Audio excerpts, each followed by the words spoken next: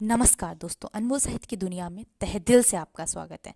आज हम बात करने जा रहे हैं top 10 famous self help book के बारे में, जिसमें से एक किताब है जिसका नाम है शक्तिमान वर्तमान, द पावर ऑफ नाउ की, जो न्यूयॉर्क टाइम्स की नंबर 1 किताब है, जो सबसे ज़्यादा बिकने वाली किताब है और 50 लाख से ज़्यादा किताबें बिक चुकी हैं न्यूयॉर्क टाइम्स में द पावर ऑफ नाउ की। आत्मज्ञान प्राप्त करने का एक सरल साधन है यह किताब।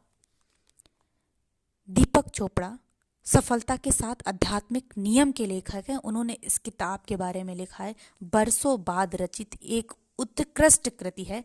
हर वाक्य विश्वास और शक्ति से सराबोर है। द पावर ऑफ नाउ के लिए विश्व भर से बहुत सारी प्रशस्तियां आई हैं, जिसमें से जो भारतीय प्रतिक्रिया है उसके बारे में आपको हम बताते हैं। रश्मि उदय सिंह लेखिका हैं तथा भोजन व स्वास्थ्य की स्तंभकार हैं। वो कहती हैं, मैं अपने जीवन को साफ तौर पर 2 हिस्सों में बांट सकती हूँ, एक हार्ट टाल को पढ़ने से पहले और एक हार्ट टाल को पढ़ने के बाद। एक अत्यंत आध्यात्मिक आर्य समाजी परिवार में जन्मी और एक फ्रांसीसी कॉन्वेंट स्कूल में पढ़ी बड़ी, मैं आध्यात्मिक किताबों में डूबी रहती थी। गुरुओं और प्रवचनकर्ताओं को खूब सुना करती थी। आध्यात्मिक शिविरों में हफ्तों बिताया करती थी। लेकिन एक यह किताब, जिसमें प्राचीन आध्यात्मिक सत्यों को छान कर उसे समकालीनता में उपयोगी और व्यवहारिक मार्गदर्शन पुस्तक के रूप में प्रस्तुत करने की अद्भुत क्षमता मैंने इस किताब में देखी है। Rohit Arya the money tarot book के लेखक हैं। वो कहते हैं, इस किताब में उन लोगों के जीवन में आशा और प्रकाश लाने की असाधारण क्षमता है जो यह मानव बैठे हैं कि उनके जीवन में अब कुछ नहीं बचा है। मैंने इसे पढ़ने की बार बार सिफारिश की और जिसमें इसे पढ़ा उसमें पढ़ने के बाद चमक देखी है। टैरो काउंसलर के रूप में अपने 13 वर्ष के अनुभव में मैंने पाया है कि जो लोग सहायता की बेहद ज़रूरत में थे, उन्हें कोई दूसरी किताब इतनी सहायता नहीं कर पाई जितनी यह किताब सहायता कर पाई है।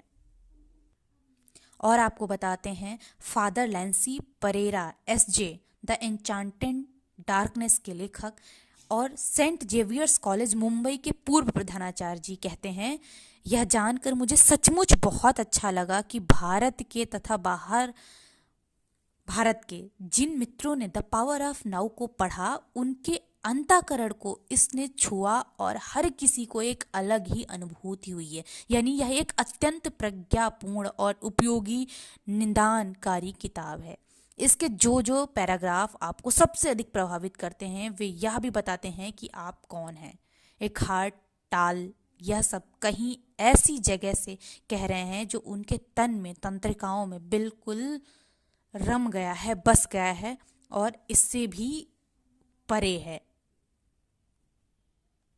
दोस्तों, आपको बता दें, यह सच में आज के युग में प्रकाशित होने वाली यह एक सबसे अद्भुत पुस्तक है। यह ऐसी पुस्तक जो मानव चेतना में एक क्रांतिकारी बदलाव ला सकती है। इसे पढ़िए, लेकिन अपने दिमाग से नहीं, इसे अपने अंतर्मन तथा इसकी आध्यात्मिक सुगंध को पहुंचने दीजिए अपने अंदर, उसे पहचानने दीजिए अपने आप को और इस पुस्तक को जरूर पढ़िए। अगर आप नहीं पढ़ सकते तो मेरी यह किताब, जिससे मैं आपको समरी के माध्यम से बता रही हूँ, उसे जरूर सुनिए। अगर किसी को अपना आध्यात्मिक मार्गदर्शक बनना है या अपना आध्यात्मिक मार्गदर्शन पहचानना है तो इस किताब को जरूर पढ़ना चाहिए। यह जीवन बदलने वाली किताब है। यह किताब वर्तमान की शक्ति के रूपांतरणकारी अनुभव के लिए खुद के द्वार खोल देना ही मानवीय दुख से बाहर निकालने का मार्ग भी दिखाती है।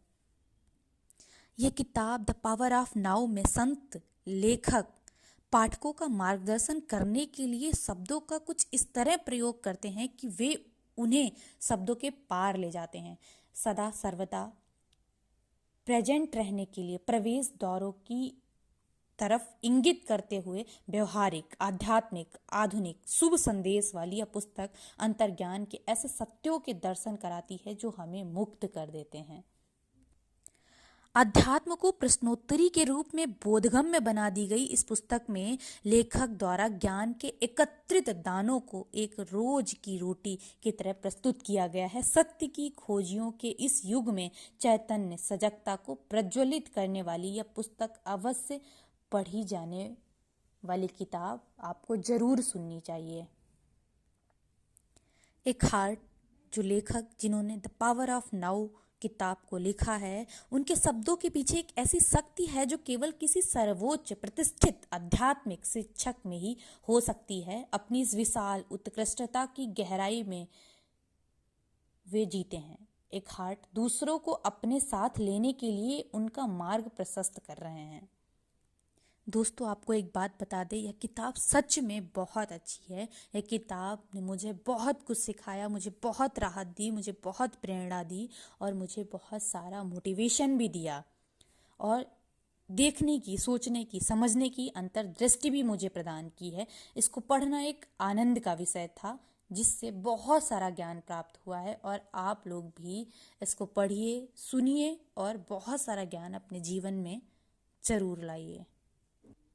लेखक ने इस किताब को 9 अध्याय में बांटा है, तो आइए आप लोगों को एक एक अध्याय के बारे में बताते हैं। पहला अध्याय है अपना मन नहीं है आप। लेखक कहते हैं कि आत्मज्ञान में सबसे बड़ी बाधा खुद को अपने मन से मुक्त करना है। जब आप अपने मन को मुक्त कर लेते हैं तब आप आत्मज्ञान लेने के लिए खुल जाते हैं। विचार के स्तर से ऊपर उठाती है किताब। आपके मन के प्रति आपके तन की प्रतिक्रिया, जो भावना कहलाती है, वह कैसे रिएक्ट करती है यह बताती है आपको किताब। अध्याय 2 चैतन्यता दुख से बाहर निकलने का मार्ग है। इस अध्याय में लेखक बताते हैं कि वर्तमान में बहुत दुख है, अब आप अपने जीवन में और दुख मत बढ़ाइए। अतीत का संचित दुख, इस संचित दुख का अंत करना है, ना कि अपने दुख को और बढ़ाना है। जब आप अपने दुख को, जो आपके साथ अतीत में हुआ है, उसको आप मार देते हैं, उसको भूल जाते हैं, तो आपका अहम गायब हो जाता है और आपका जो भय का स्रोत है, डर का स्रोत है कि जीवन में आगे भी ऐसा हो सकता है, वह भी गायब हो जाता है। अहम को पूर्णता की तलाश होती है जब आप अपने दुख को, वर्तमान में, अतीत में जो आपके साथ हो चुका है, उसको जब भूल जाते हैं तो आपके साथ वर्तमान में भी ये संभावनाएं कम हो जाती हैं। पूरी तरीके से तो कुछ भी नहीं खत्म होता, लेकिन कम जरूर हो जाती हैं। अध्याय 3 अब में गहरे उतरिए। अब का मतलब है खुद को मन में तलाश मत कीजिए, समय के भ्रम को तोड़ डालिए। अब से बाहर कुछ नहीं है।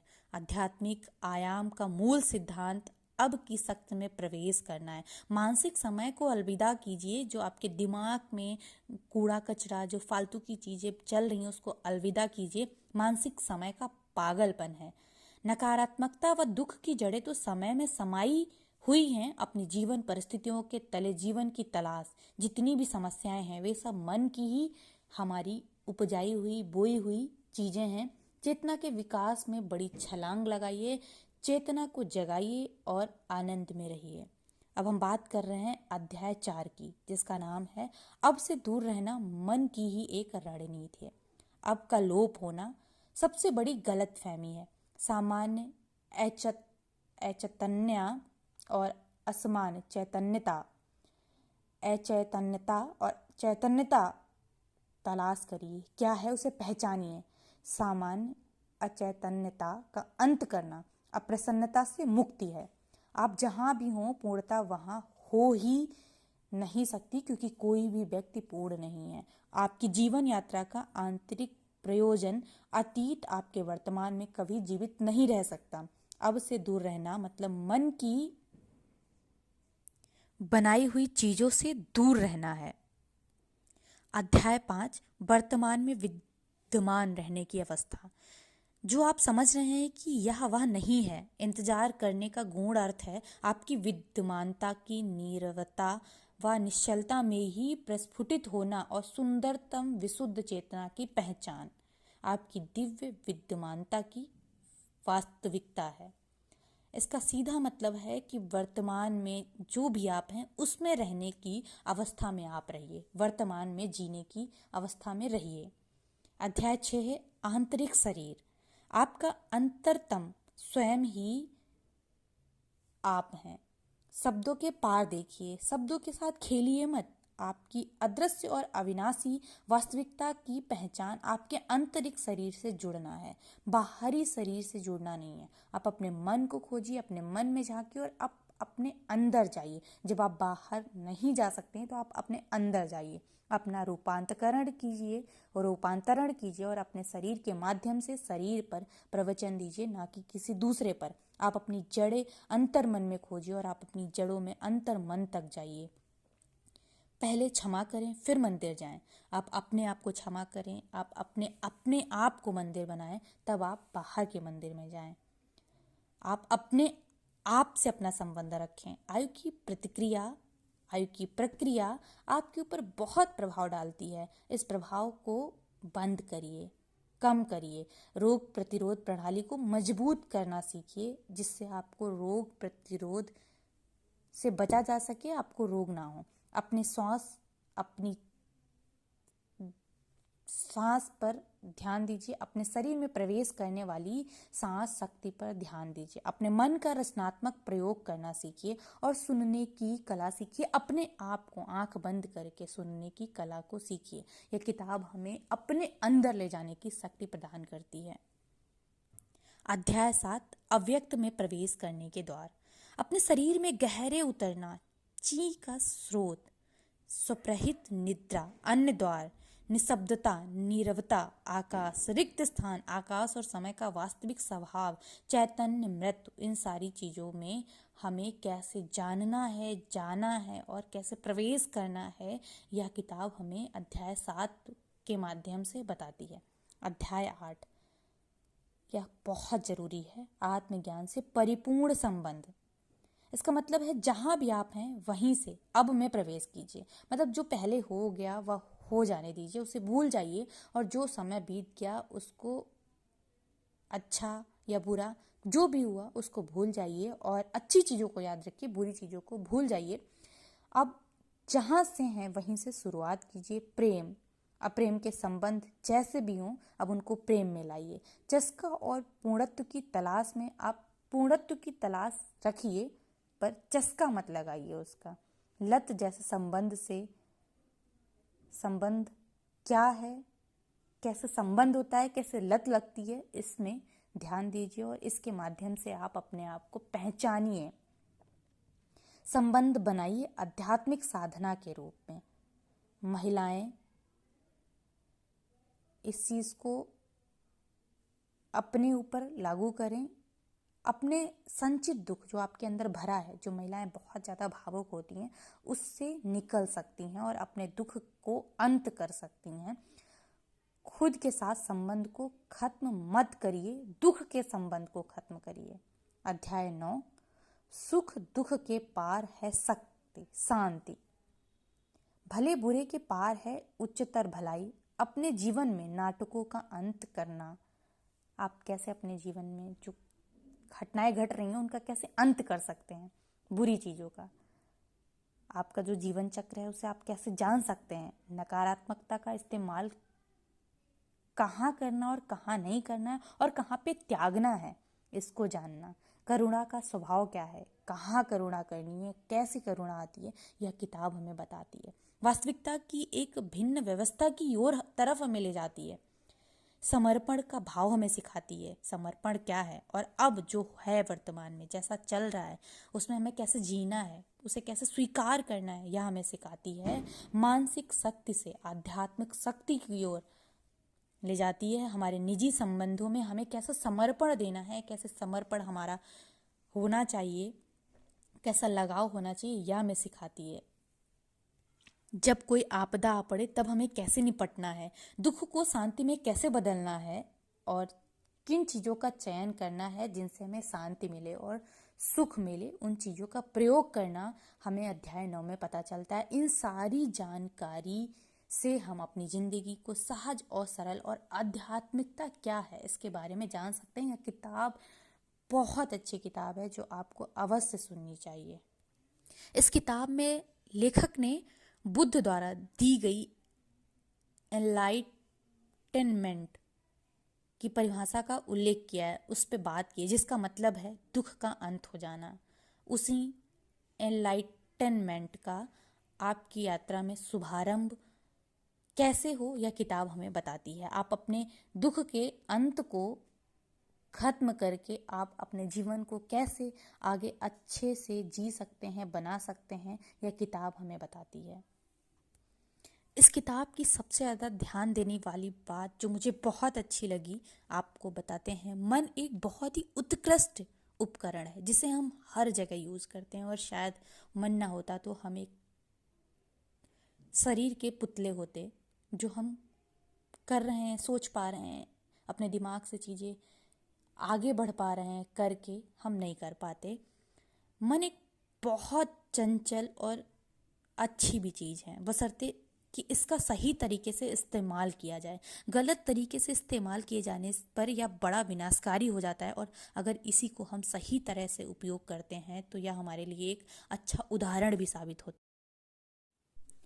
हो जाता है। और भी स्पष्ट रूप से कहा जाए और समझा जाए तो बात केवल इतनी नहीं है, बल्कि बात यह है कि आप अपने मन का इस्तेमाल गलत तरीके से करते हैं, बल्कि आप इसका उपयोग करते ही नहीं हैं। आजकल हम लोग सोशल मीडिया, लोगों से फालतू की बातचीत, इन सारी चीज़ों में अपने मन का उपयोग कर रहे हैं, लेकिन हम अपने मन का उपयोग सही तरीके से कर ही नहीं पा रहे हैं, ना ही तो कुछ चीज़ें सीख पा रहे हैं। वह भी आपका इस्तेमाल नहीं कर पा रहा है। यही रोग का कारण है। आप समझते हैं कि आप अपना मन है, पर यह हमारी गलत फहमी है, हमारी मिथ्या है, हमारा आभास है। यानी यह उपकरण आप पर हावी हो चुका है। पर हम अपने मन को अगर सही से उपयोग कर लें, हमारा मन अलग है और हम अलग हैं। मन संदेश देता है, मन आपको डायरेक्शन देता है और आप करते हैं। इसी मन को अगर हम सही से उपयोग करें तो हम वह सारी चीज़ें पा सकते हैं, कर सकते हैं और अपने आप को जान सकते हैं।